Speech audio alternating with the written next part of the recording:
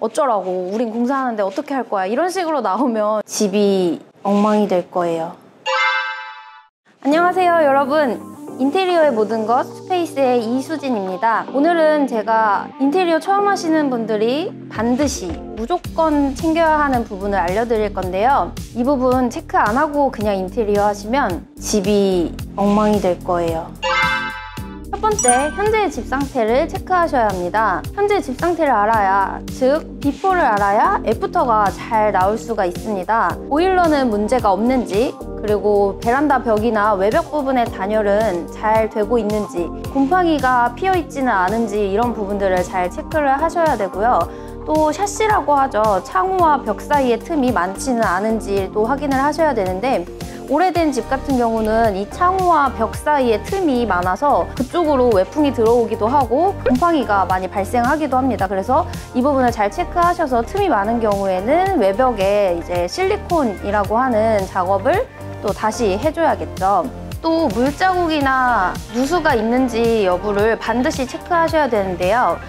우리 집에 누수가 있는 경우는 아랫집에 가서 양해를 구하고 말씀드려서 천장물 확인해 보면은 이제 누수 여부를 확인을 해볼 수가 있고요. 또 우리 집 천장에 물자국이나 누수가 보인다라고 하면은 그건 윗집에 말씀을 드리고, 또 뭐 아파트 같은 경우는 관리사무소를 통해서 해결을 꼭 하시고 인테리어를 시작하셔야 합니다. 이런 부분을 잘 체크를 하셔야 나중에 인테리어 업자와 얘기를 할 때 원래 이랬느니 안 그랬느니 하는 등 문제의 소지가 없습니다.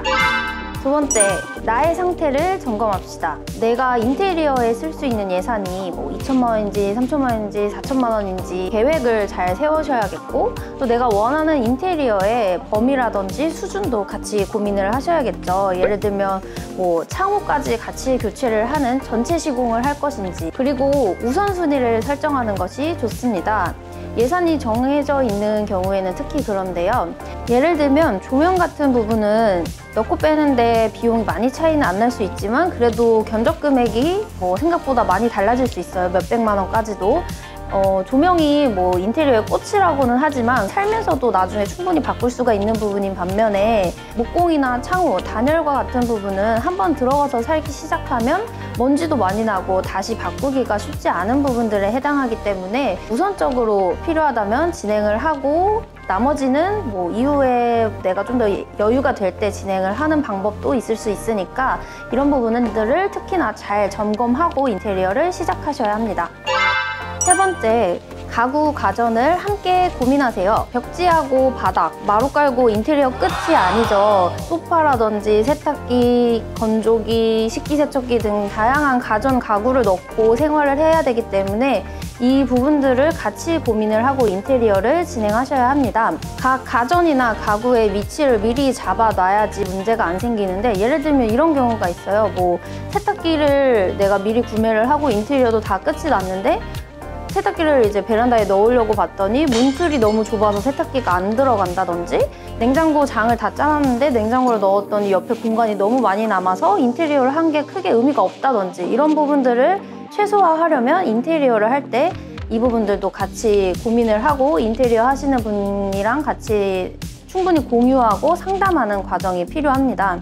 또 스타일러라든지 뭐 건조기, 식기세척기 같은 경우는 전력이 어느 정도 필요하기 때문에 그런 가전들은 콘센트의 위치라든지 전력량을 잘 체크하셔서 전력이 더 필요한 경우에는 증설을 하셔야 되고, 위치도 잘 잡아놔야지 나중에 인테리어가 다 끝나고 난 뒤에 멀티탭을 이용해서 지저분하게 연결이 되는 모습을 안 볼 수가 있겠죠. 그리고 식탁 등 같은 경우도 식탁의 위치라든지 사이즈, 뭐 6인용인지 8인용인지 사이즈를 알아야 등의 위치를 뭐 가운데로 잡을지 뭐 양옆으로 잡을지 이런 부분들까지도 더 디테일하게 설계가 가능합니다. 인테리어랑 가구 같은 경우는 특히 다 해놓고 나면 맞지 않는 경우가 있어요.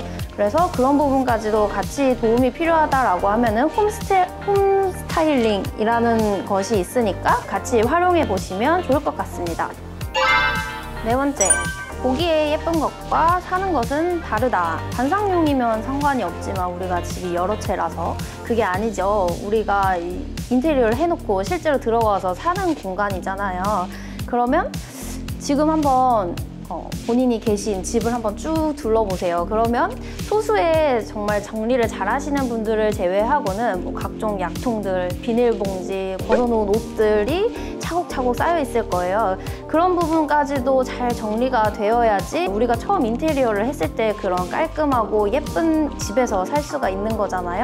인테리어를 한 후에 내가 들어와서 살 때의 모습까지도 생각을 하고 인테리어를 하셔야 합니다. 예를 들어서 보기에 예쁘다고 싱크대 상부장을 다 없애버리고 하부장만 설치를 하시는 경우가 있는데, 살림을 하시는 경우에는 그렇게 하면 수납 공간이 굉장히 부족해서 뭐 인테리어 다 끝나고 한 달도 안 돼서 다시 전화로 상부장 좀 달아주세요 라고 하는데, 그러면 이제 인테리어 이사 다 하고 나서 먼지도 다시 나고 비용도 더 들어가고 안 됩니다. 데드 스페이스라고 하죠. 이제 사용하기 어려운 공간들이 있어요. 집에서 부실 수 없는 기둥 같은 공간 뒷부분이 그런 예인데요. 그런 공간도 우리가 수납장으로 설계를 하면 기둥이랑 라인을 맞추면서도 수납장으로 이제 활용을 하시기에 아주 좋은 공간이 될 수 있습니다. 이건 번외인데 많이 간과하시는 부분 중에 하나가 동네 주민들, 입주민 분들인데요. 인테리어 공사가 시간도 오래 걸리고 소음이 큰 경우가 많은데, 이제 요즘엔 또 특히나 코로나 때문에 집에 오래 계시는 분들이 많아요. 그래서 이제 입주민 분들한테 양해를 잘 구하는 게 또 우리가 함께 살아가는 이웃으로서 지켜야 할 도리겠죠. 우리가 인테리어 하고 끝하고 거기를 뜨는 게 아니고 그 동네에서 계속 생활을 하실 거잖아요. 그렇기 때문에 이웃분들과의 관계도 굉장히 중요한 것 같습니다. 실제로 인테리어 공사를 무분별하게 진행을 해서 소음 민원이 들어오는 경우가 종종 있는데요. 그때 잘 대처를 해야 또 관계가 나빠지지 않겠죠. 뭐 어쩌라고, 우린 공사하는데 어떻게 할 거야, 이런 식으로 나오면 사실 아파트 같은 경우는 관리사무소 입장에서도 민원이 계속 들어오면 공사를 진행을 시키기가 어렵거든요. 그러니까 이웃분들한테도 잘 양해를 구해서 우리가 좋은 공사를 하는 것이 좋겠죠. 그래서 저 같은 경우에는 이제 내 집이다라는 생각으로 입주민 동의서 받을 때도 최대한 정중하게 인사를 드리고 하고, 또 소음이 많이 나는 경우에는 양 옆집이나 위아래 집에는 뭐 롤케이크 같은 거라도 사서 들고 가면서 이제 웃으면서 말씀드리면 대부분은 양해를 해주시더라고요. 우리 웃는 얼굴에 침은 못 뱉잖아요. 그래서 그렇게 원활한 공사를 하시기를 바랍니다. 자, 이렇게 처음 인테리어 하시는 분들이 꼭 체크하셔야 될 부분들을 5가지 말씀드렸는데요. 첫 번째, 현재의 집 상태 체크. 두 번째, 나의 상태 체크. 세 번째, 가점 가구 체크. 네 번째, 신비성과 실용성 함께 체크. 5번째, 번외로 이웃 배려 체크까지 말씀드렸습니다. 생각보다 체크해야 될 것들이 좀 많죠. 그런데 이렇게 내가 잘 알아야 요구사항을 정확하게 전달을 할 수가 있고 또 원하는 결과물을 그만큼 얻을 수가 있습니다. 사실은 전문가를 내가 돈 주고 고용을 하는 건데 이렇게까지 공부하고 많이 체크를 해서 맡겨야 하나, 이렇게 좀 굉장히 수고스러운 일이다라고 생각을 하실 수도 있는데요. 그렇기 때문에 이런 수고를 덜어줄 제대로 된 인테리어 업체를 찾는 것이 중요합니다. 도움 되셨나요? 그러면 구독과 좋아요 부탁드립니다.